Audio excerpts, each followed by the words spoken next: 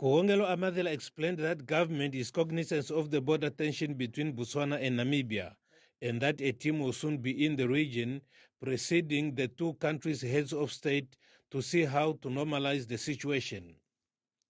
The Premier says the unfortunate concerns among residents of the region and those living at the border that government may have made concessions that resulted in part of Namibia becoming part of Botswana is noted. As far as we are concerned, the information that is available to us now, that is not so. The borders are as previously agreed way before independence, and what happened after independence was practically just to make sure that the operational activities on the ground that usually follows when the borders have been agreed upon, which happened long time ago, are finalized.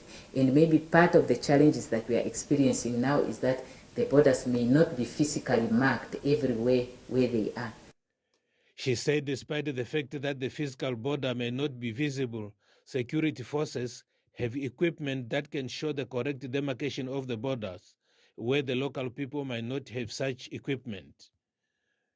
Kugongelo Amadela says it's the intention of government to remain in contact with and collaboration with Botswana to make sure that incidences where people cross into another country unknowingly, there must be a way to deal with such situations.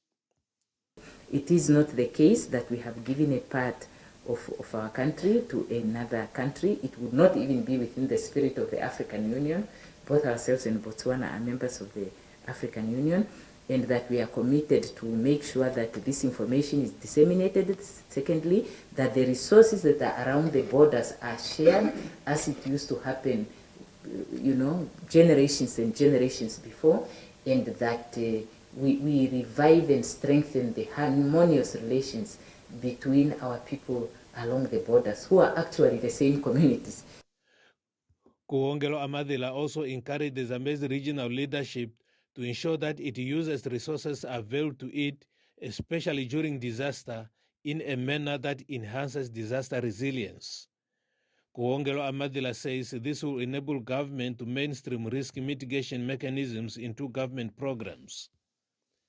Zambezi Regional Council Chairperson Matengu Simushi, on behalf of his council, raised concern on issues of capital projects that are stalled for many years, such as the Kongola Crocodile Farm and Processing Plant, the Liselo Katima Green Scheme, the Lohonono Hostel, the Katimamulilo Magistrates Court, and the upearthing of 3 schools in the flood-prone areas.